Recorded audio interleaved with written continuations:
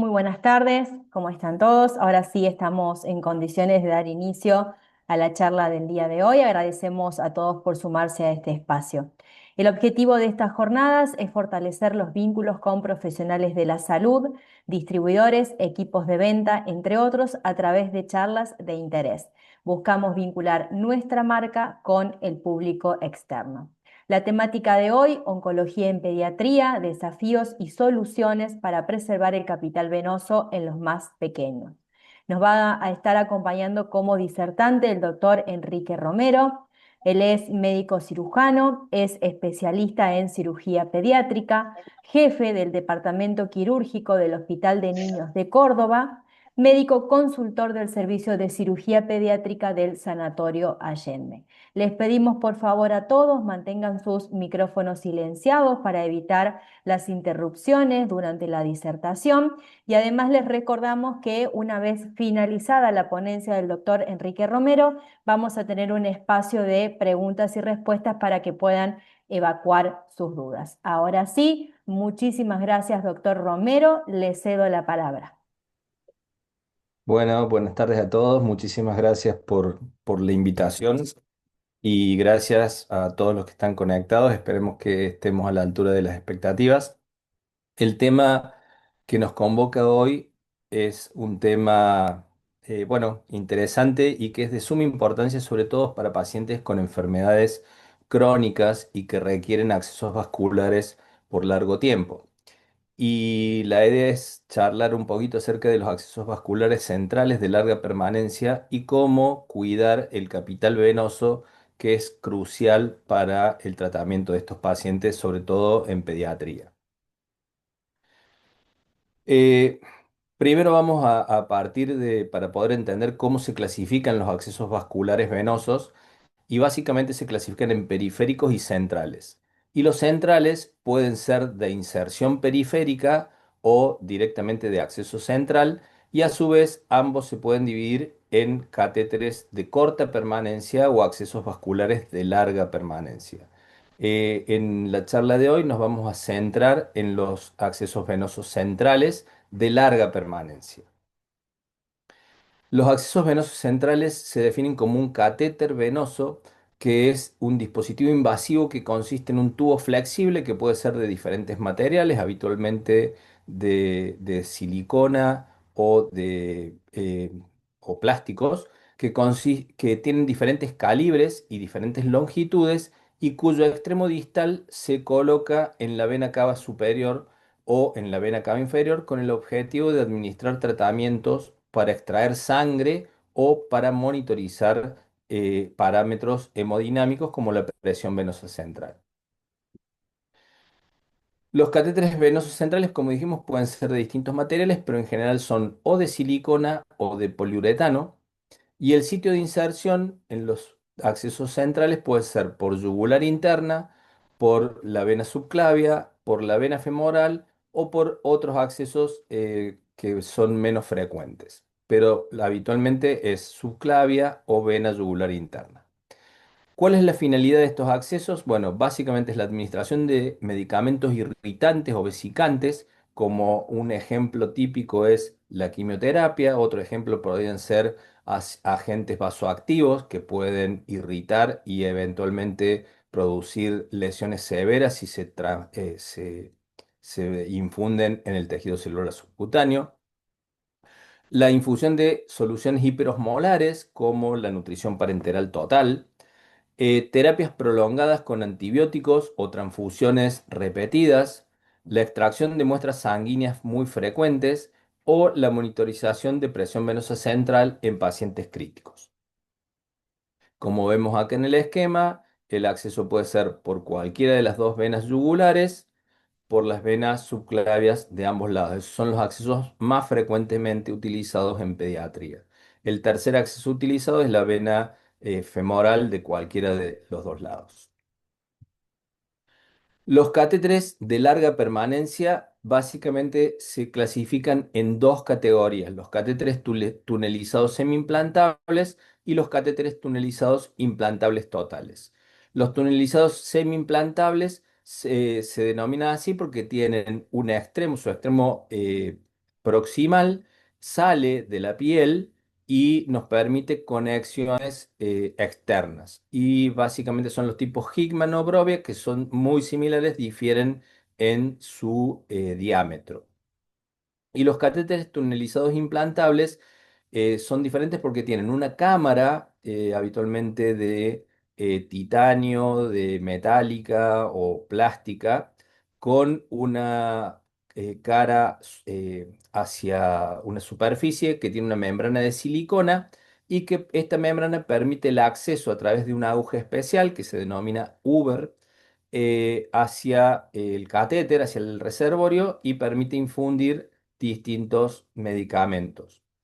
¿Cuál es la ventaja del catéter implantable total? Que tiene una mejor estética en cuanto no hay ninguna porción del catéter que se exteriorice y tiene menor riesgo de infección en el periodo de uso.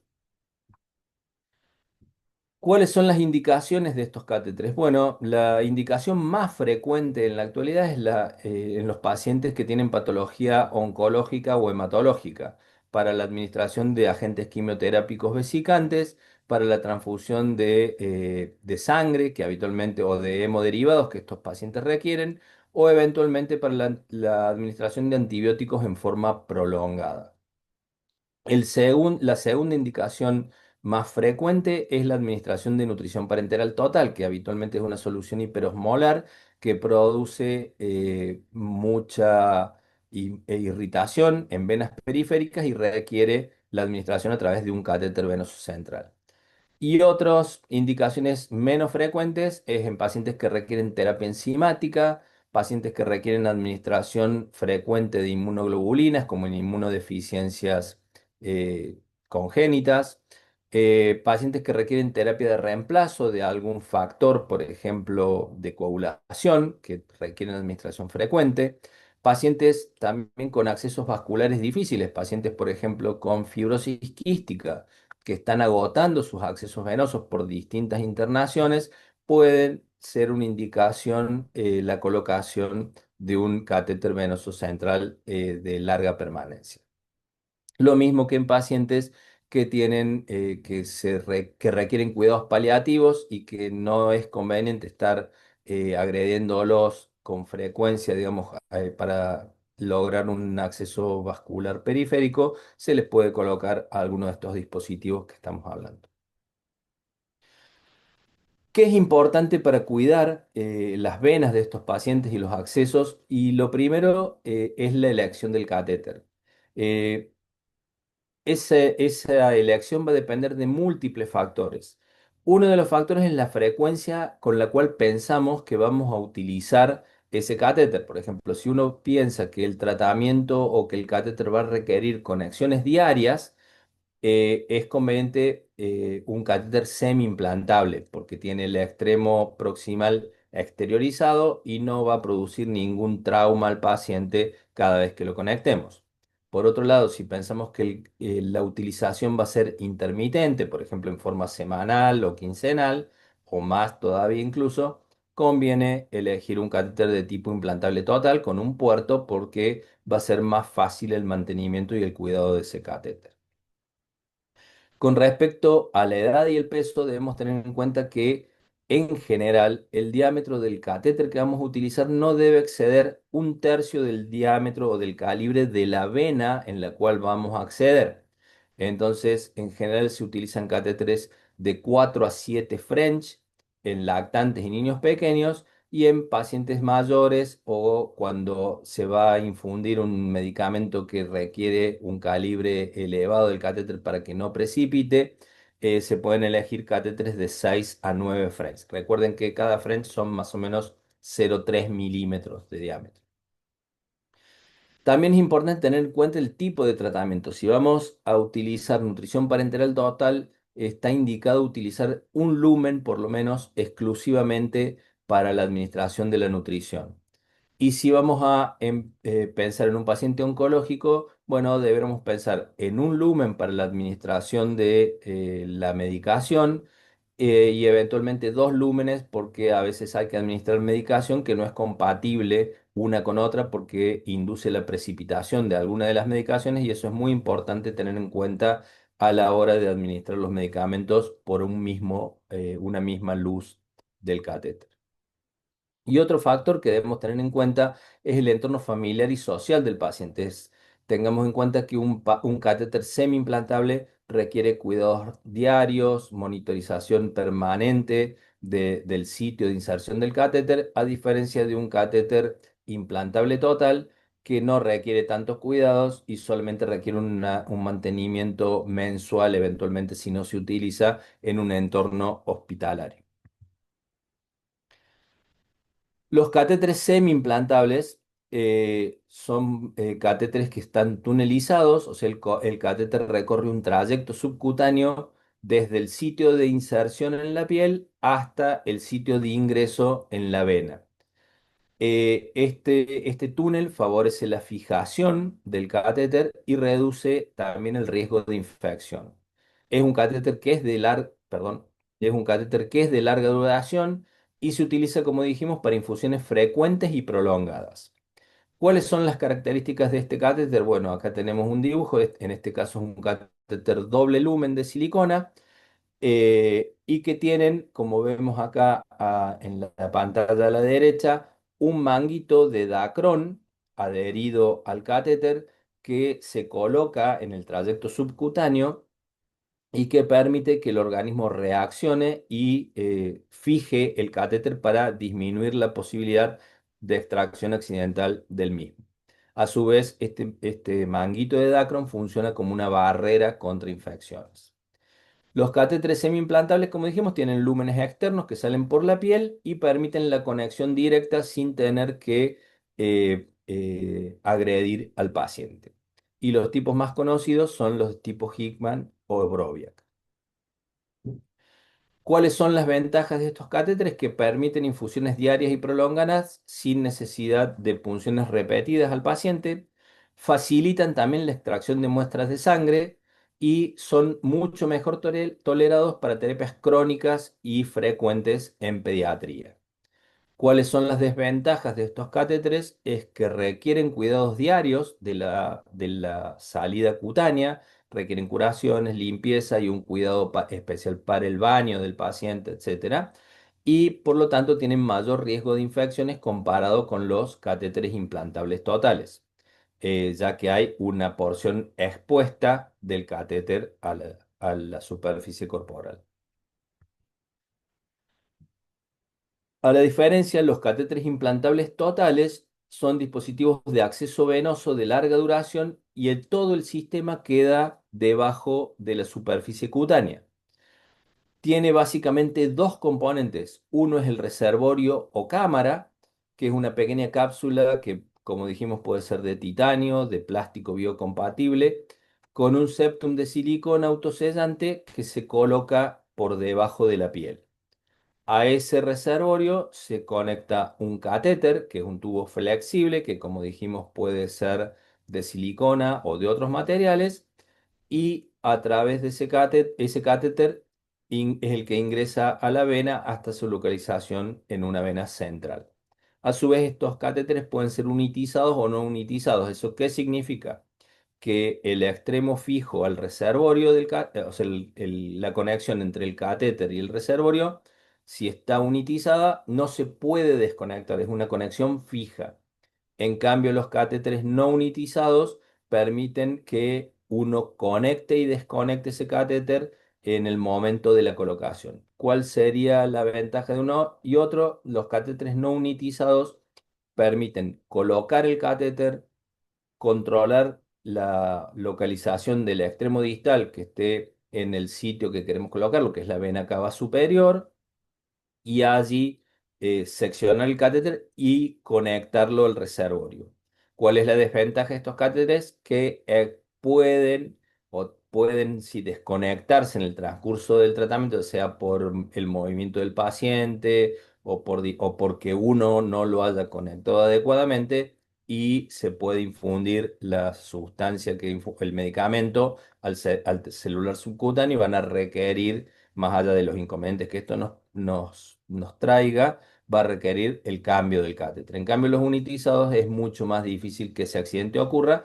Tiene la desventaja de que una vez colocado es más difícil posicionar el extremo distal donde nosotros queremos. O sea, debemos estar muy atentos a la medición que hacemos antes de seccionar el catéter.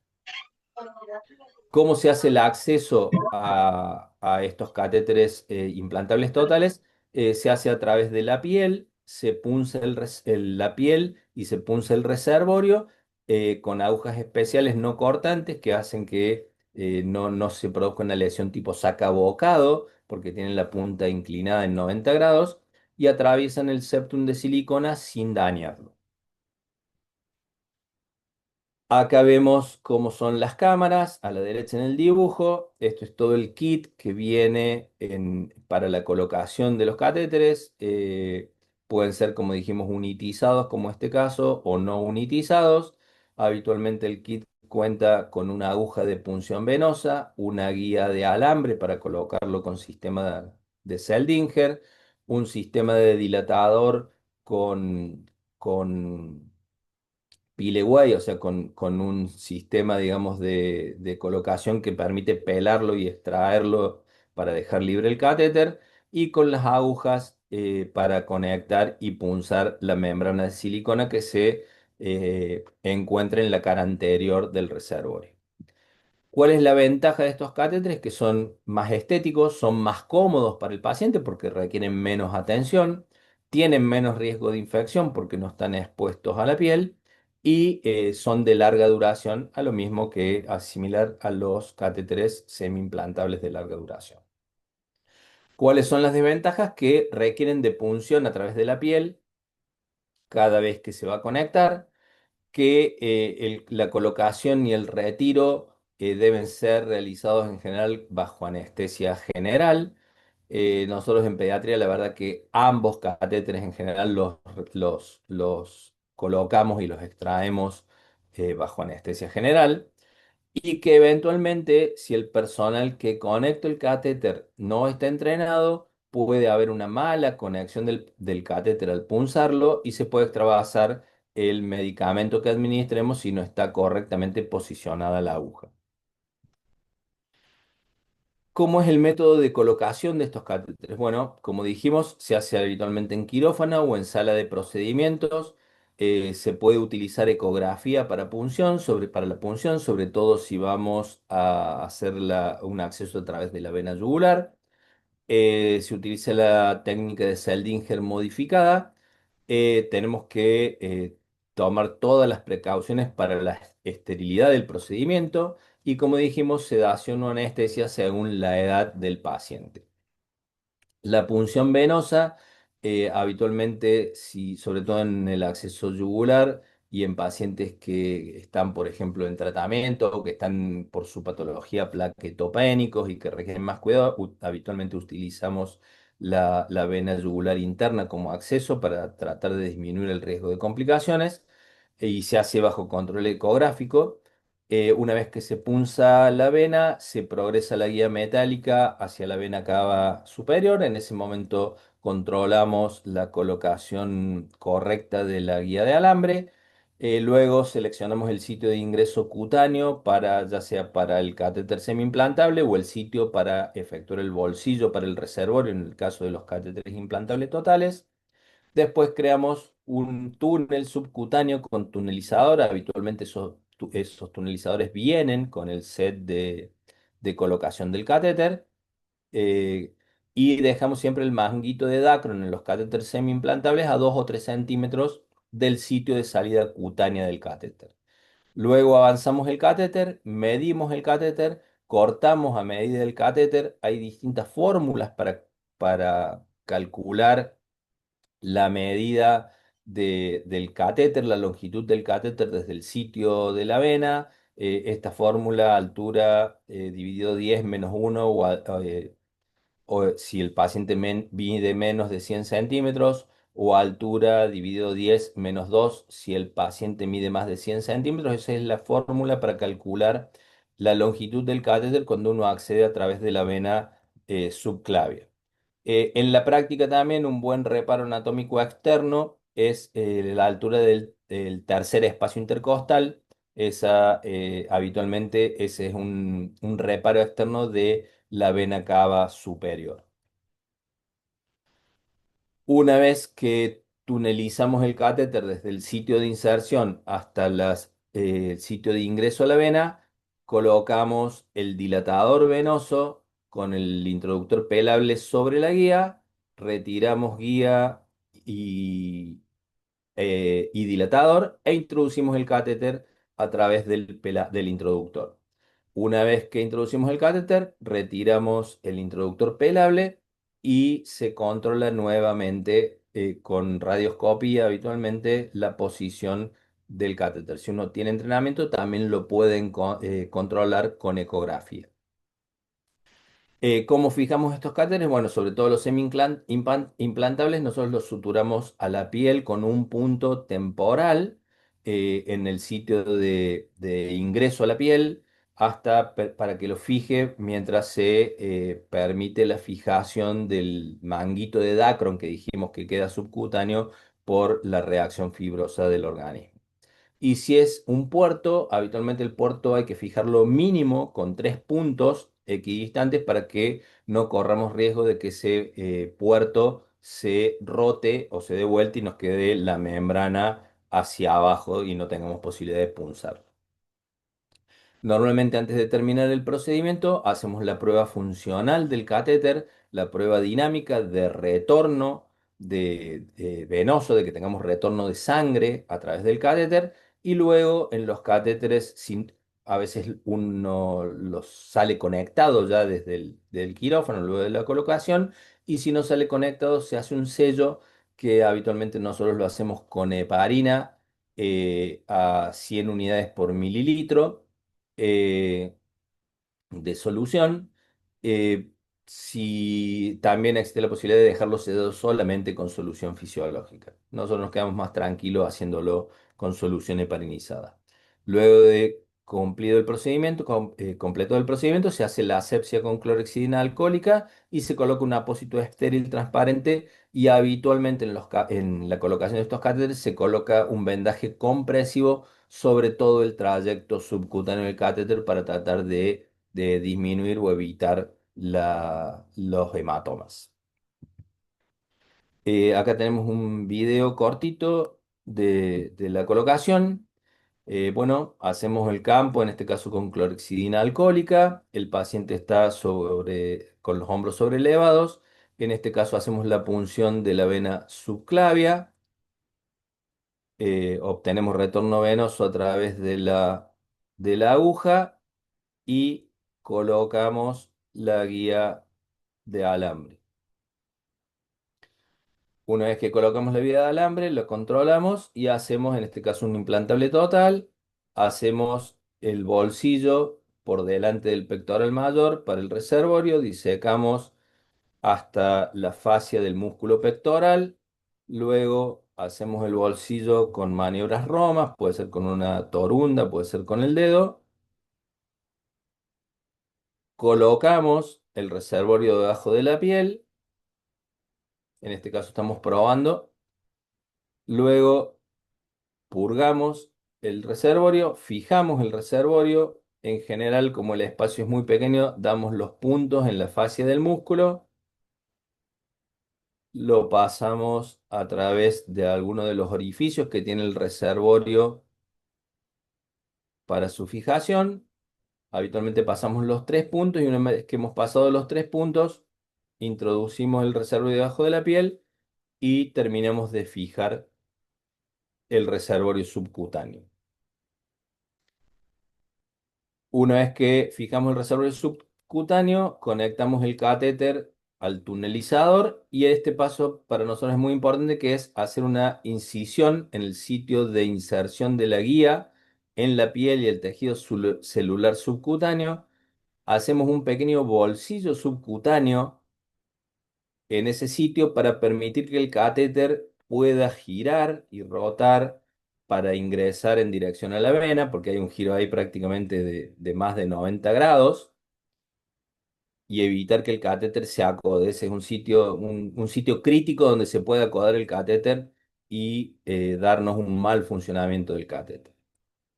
Una vez que lo tunelizamos, lo pasamos, lo medimos, como dijimos, hasta el tercer espacio intercostal. La mano izquierda está ahí en el manubrio external. Ahí tenemos el tercer espacio y seccionamos el catéter. En este caso es un catéter unitizado. El catéter está unido al puerto. Colocamos el dilatador a través de la guía. Introducimos el dilatador con maniobras giratorias sobre la misma para tratar de evitar el traumatismo del dilatador y que se defleque. Una vez que atravesamos los planos, lo introducimos, retiramos guía y dilatador e introducimos el catéter a través del sistema pelable y lo vamos pelando hasta liberar totalmente el catéter. Una vez que liberamos el catéter, lo acomodamos en ese bolsillito que habíamos realizado para evitar que se acode. Perdón, la cirugía fue bastante sangrante porque era un paciente justo con un tumor de mediastino, así que tenía una presión venosa elevada. Controlamos con radioscopía la buena colocación. Controlamos, acá estamos punzando con la aguja Uber el reservorio. Controlamos que haya buen retorno venoso y buen pasaje de la solución fisiológica. Y completamos sellando con heparin. Este paso es importante, infundir mientras retiramos la aguja del reservorio para que no tengamos retorno venoso que nos pudiera ocluir el catéter. Habitualmente la herida superior se cierra con uno o dos puntitos reabsorbibles y cerramos la herida del puerto en forma habitual, en este caso con una sutura intradérmica. Luego vendamos el paciente, como dijimos, con un vendaje compresivo y, bueno, completada la colocación del catéter. ¿Cómo se mantienen estos catéteres? Bueno, cada vez que uno va a manipular el catéter, tiene que realizarse la higiene de manos, utilizar guantes si es en el entorno hospitalario, guantes estériles, según la tarea que se vaya a realizar. Cada vez que se conecta se va a realizar una conexión al sistema del catéter, hay que realizar la fricción de los conectores, bien 15 a 20 segundos con alcohol al 70% o con clorexidina. Normalmente las curaciones se hacen con apósitos transparentes respirables y se recambian cada 48 horas o antes si está sucio o hay algún inconveniente. Y también se realiza el cambio de líneas habitualmente diario en estos pacientes. ¿Cuál es la complicación las complicaciones que se pueden presentar? Y bueno, en la colocación se pueden presentar complicaciones mecánicas. Básicamente, las más frecuentes son el neumotórax, sobre todo es más frecuente cuando se coloca a través de la vena subclavia, o hemotórax, también en la misma situación, pero también puede producirse esta complicación a través del acceso yugular interno. Bueno, normalmente esto se diagnostica, puede ser en el control de radioscopía inicial y eventualmente veremos si se toma una conducta expectante, si es un neumotórax pequeño que no aumenta o se puede evaluar la colocación de un drenaje eventualmente. Que el catéter quede mal posicionado. Bueno, esto es realmente frecuente que ocurra cuando colocamos el catéter, o sea que por ahí lo hacemos por vía subclavia y el catéter o pasa a la subclavia contralateral o se va hacia arriba, hacia la yugular interna. Eso es muy importante, la colocación con control radioscópico y en general eso se puede reposicionar fácilmente con la fluoroscopía en el mismo procedimiento, durante el procedimiento. No debemos irnos de quirófano con un catéter que no hemos certificado su posición adecuada en el quirófano. Otra complicación cuando utilizamos el acceso subclavio es el síndrome de Pinch-Off, que el catéter quede, digamos, apretado entre la clavícula y la primera costilla. Esto, por suerte, no es muy frecuente, pero puede producir dolor y también puede producir dificultad de la infusión de acuerdo a la posición del brazo del paciente y la solución para esto es cambiar el catéter. Eh, Complicaciones mecánicas posteriores a la colocación, la extravasación de medicamentos, si es en el puerto, habitualmente esto ocurre o porque se punza en la conexión, no se punza adecuadamente el septum y queda la aguja en el tejido celular subcutáneo, o por desplazamiento de la aguja luego de estar bien conectado, o a veces por una desconexión del puerto del catéter, como dijimos en los catéteres que no son unitizados. ¿Cuál es el tratamiento de esto? Detener la perfusión de medicamentos, administrar antídotos según la droga que se haya extravasado, y si se administra un medicamento vesicante, probablemente sería conveniente hacer la valoración con cirugía plástica por si requiere algún tratamiento especial. Y en los pacientes, en los catéteres semi-implantables, la complicación por extravasación habitualmente produce porque se ha roto el catéter o porque se ha dañado algún conector. Para eso hay que tener mucho cuidado cuando se produce oclusión del catéter, no hacer presión para intentar destaparlo, porque esa es la causa más frecuente de rotura de catéteres semi-implantables. A su vez, cuando se rompen estos catéteres, existen dos alternativas de tratamiento que puede ser utilizar kits de reparación que vienen, a veces se consiguen fácilmente en nuestro país, otras veces no tanto, o directamente recambiar el catéter. Otras complicaciones que son frecuentes en estos catéteres son las complicaciones infecciosas. Es lo que se denomina infección asociada a catéter. ¿Cómo se puede diagnosticar? Habitualmente por fiebre, presencia de fiebre, eh, sin un otro motivo aparente. A veces puede presentar secreción, ya sea en el sitio de inserción del catéter, en el túnel o en el bolsillo, en el caso de catéteres implantables totales. Y el diagnóstico definitivo se hace con hemocultivos en pares, o sea, se toma un hemocultivo periférico y un hemocultivo del lumen del catéter. Entonces, cuando tenemos la sospecha de una infección relacionada al catéter, evaluamos la fiebre, aplicamos una escala de sepsis para evaluar la conducta también que vamos a tomar en este paciente, realizamos los cultivos de rutina periféricos y del lumen del catéter, y habitualmente se inicia antibiótico terapia empírica de acuerdo a las indicaciones de infectología del centro en el que estamos tratando el paciente. Si vemos al examen físico que hay tunelitis o colección en el bolsillo del port y el paciente está séptico, hay que evaluar el retiro porque probablemente sea lo mejor para el paciente.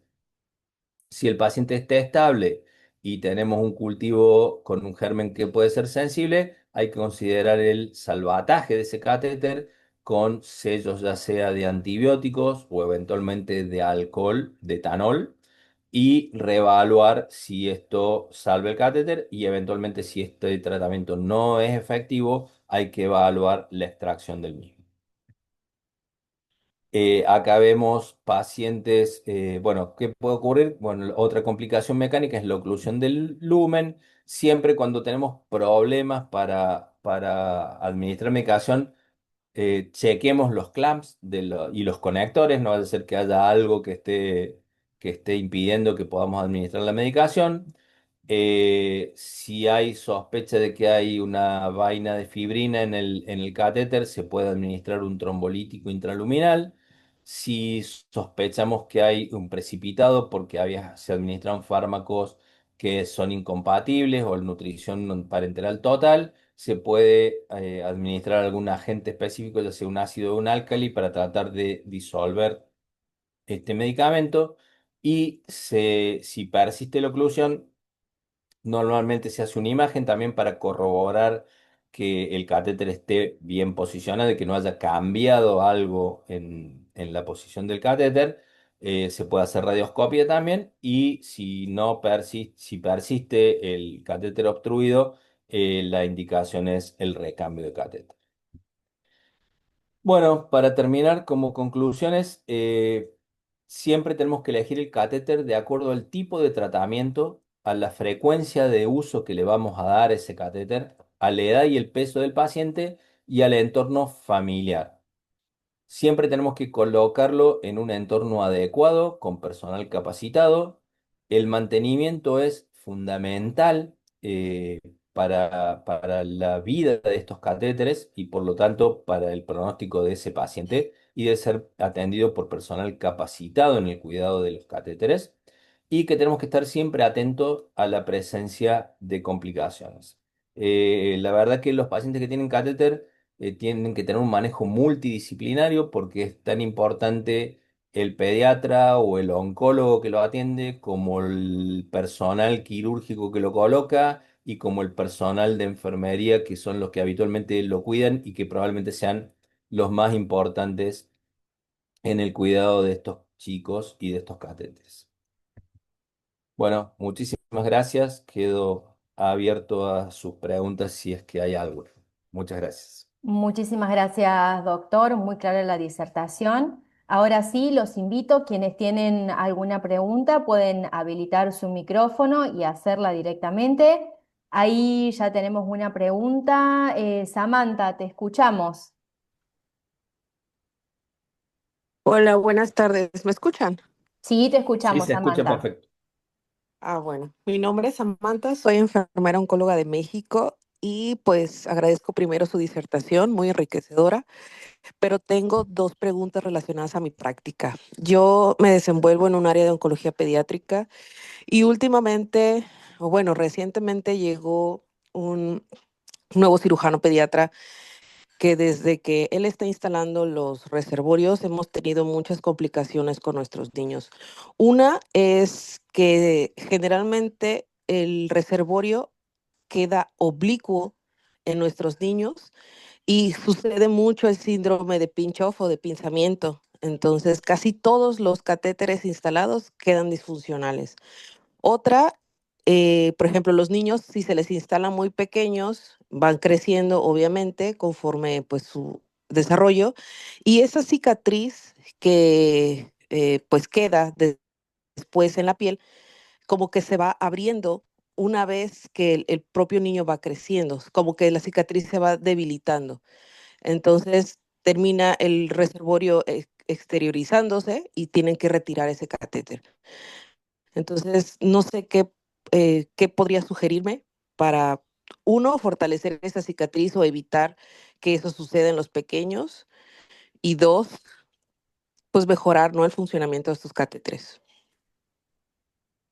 Bueno, es una pregunta, bueno, medio difícil, pero a ver, si uno tiene muchas complicaciones con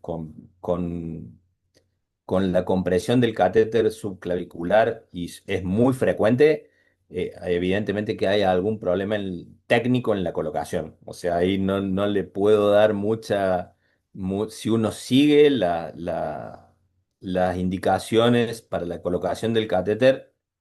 La verdad que es muy raro que tengamos, o sea, es una complicación que existe, está descripta y que nos puede pasar a todos, pero si nos pasa todos los días, tendríamos que reevaluar la forma de colocación de esos catéteres. Eventualmente se podría cambiar, es más incómodo, nosotros siempre preferimos el acceso subclavicular porque es más cómodo para los pacientes, pero de última se puede evaluar la colocación a través de la vena yugular. Eso es lo que yo les sugeriría. Hay algo, si hay mucha incidencia de esa complicación, hay algo que no estamos haciendo bien en la técnica de colocación. Con la colocación en la vena yugular interna también hay que tener más cuidado todavía porque como el catéter viene desde el tórax, pasa al cuello y tiene que introducirse hacia abajo nuevamente, ahí hay prácticamente un ángulo de 180 grados. El catéter tiene que hacer un ángulo de 180 grados por debajo de la piel, en el sitio de inserción en la vena. Entonces, en ese caso, hay que tener mucho más cuidado en la realización de ese bolsillito que decíamos nosotros para que el catéter pueda dar la curva sin que se angule, porque por ahí cambiamos el pinch off de la clavícula por el acodamiento en el sitio de inserción en la yugular. Eso con respecto a la colocación. Con respecto a la piel, la verdad que nosotros no, o sea, cuando hemos visto esos problemas, cuando son pacientes que están emaciados, por ejemplo, pacientes que están muy desnutridos, y en esos pacientes, por ejemplo, sería conveniente a lo mejor utilizar un puerto aunque el paciente sea grande, o tenga 10 años o 12 años, en esos pacientes tal vez utilizar un puerto de los pediátricos o neonatales, digamos, puertos muy pequeños de muy bajo perfil para que no hagan tanta presión sobre la piel. Esa sería la sugerencia. Por el contrario, porque a veces, bueno, uno no tiene el catéter que quiere, sino el que a veces le provee la institución o de acuerdo a quien lo provea. Pasa también a la inversa, pacientes grandes, a veces con mucho panículo adiposo y que nos viene un puerto neonatal. Entonces, en esos pacientes es más frecuente que tengamos dificultades para la conexión de esos catéteres y que tengamos accidentes de trasvasación de medicación. Entonces, bueno, habría que ajustar, me parece a mí, el tamaño del puerto al tamaño del paciente. La verdad que por supuesto que hemos tenido algunas extrusiones de puertos, pero la verdad que son raras. No es algo que tengamos frecuentemente. Yo creo que lo principal es cubrir el catéter en la colocación con la mayor cantidad de tejido celular subcutáneo que se pueda y utilizar el puerto más pequeño acorde al paciente. Bien, muchas Claro. gracias, doctor. Tengo otra pregunta, si no es mucha Bien, molestia. no, por favor, adelante. Gracias. ¿Y usted en su experiencia, doctor, podría recomendarnos algún agente tópico una vez, o sea, recién colocado el catéter para colocar en la piel para mejorar o facilitar esa cicatrización? Lo comento porque nosotros, o sea, aquí en México, al menos trabajo en una institución pública. El paciente primero no inicia su tratamiento quimioterápico con un catéter central. Generalmente iniciamos con un acceso periférico. Entonces, primero llevamos el agotamiento del capital venoso, esa es la realidad. Y ya cuando no tenemos vías periféricas, entonces ya se valora la colocación de un catéter central. Yo sé que eso no es correcto, pero como el paciente ya recibió quimioterapia, pues sus procesos de cicatrización se modifican, son más lentos. Entonces mi pregunta es esa, ¿usted me recomendaría algún agente tópico que me pudiera ayudar a la cicatrización en este tipo de pacientes? Bueno, nosotros tratamos de evitar eso que a ustedes les está ocurriendo, digamos, en algún momento nos pasó, hoy tenemos un montón de recursos para tratar de evitar que esto ocurra. ¿Qué es lo que pasa? Depende del centro donde uno trabaje, uno no cuenta con un stock de catéteres a veces para elegir el que quiere, a veces hay que hacer el pedido, los pedidos demoran de acuerdo a quién los gestiona. Pero hay alternativas. La utilización, por ejemplo, y esto cada vez va ganando terreno, la utilización de catéteres centrales de inserción periférica, por ejemplo, son una alternativa muy buena para estos pacientes porque nos permiten, con una sola punción, tener un catéter que puede permanecer bastante tiempo, tal vez no todo el tratamiento del paciente, pero nos permite varias semanas hasta que llegue por ahí el catéter que necesitamos para ese paciente. Nosotros en general no le aplicamos ningún tratamiento tópico a esas heridas, porque bueno, tratamos de mantenerlas más bien secas con apósitos transpirables. Bueno, no voy a decir marcas comerciales, que es lo que me sale ahora, eh, pero las tratamos de mantener secas y nada más, no las cuidamos con absolutamente nada. O sea, Muchas nada, gracias. nada extra. Bien, gracias, Amanda. Tengo pregunta de Sandra Flores que dice, ¿se puede utilizar el catéter que se pasa medicación oncológica para pasar, por ejemplo, pseudoanalgesia o antibióticos? Sí, como poder se puede, hay que evaluar la compatibilidad de las drogas que se están administrando. Existen tablas que las pueden buscar en muchos sitios, tablas donde se enumeran las incompatibilidades entre drogas porque se puede producir precipitación y obstruir el catéter. ¿Qué es lo que pasa? En los oncológicos, en los pacientes oncológicos habitualmente se puede hacer, pero hay que tener mucho cuidado con la manipulación de esos catéteres porque el riesgo de la manipulación es la colonización y eventualmente la infección asociada a catéter. Entonces, en general se trata de manipular esos catéteres lo menos posible y eventualmente tratar de utilizarlos exclusivamente para el tratamiento de quimioterapia, pero se puede utilizar, por supuesto. Bien, muchas gracias, doctor. En el chat yo no tengo preguntas, no sé si alguien más de los que está conectado tiene algo para consultar. Levantan la mano, por favor, y proceden. Martín, te escuchamos.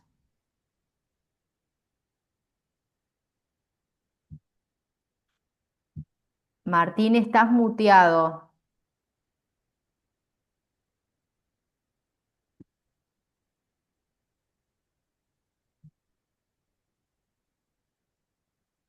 Martín, no sé si nos estás escuchando. Bueno, no sé si alguien más tiene alguna pregunta para hacer.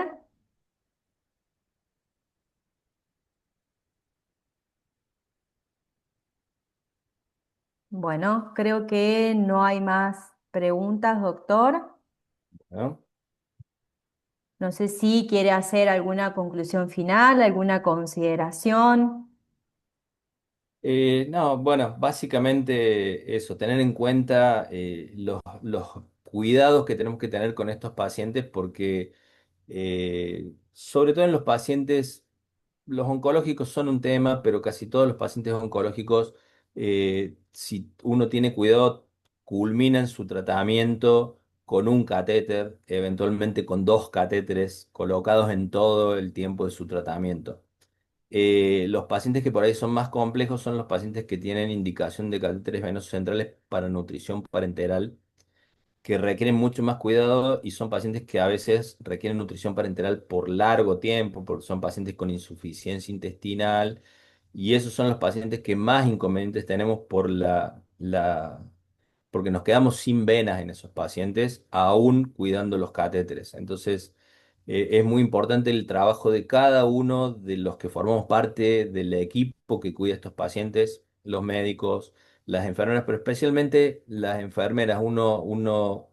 Yo creo que ahí está la diferencia en la evolución de estos pacientes, el cuidado de enfermería y de la familia, por supuesto, para que preservemos las venas de estos pacientes. O sea, uno ve pacientes que por ahí son candidatos a trasplante intestinal, por ejemplo, y que debe adelantarse el trasplante porque se quedan sin accesos vasculares o tenemos que recurrir a accesos vasculares realmente muy complejos de realizar en venas que ya hay que hacer accesos quirúrgicos para poder colocar el catéter y eso es lo que uno tiene que tratar de evitar.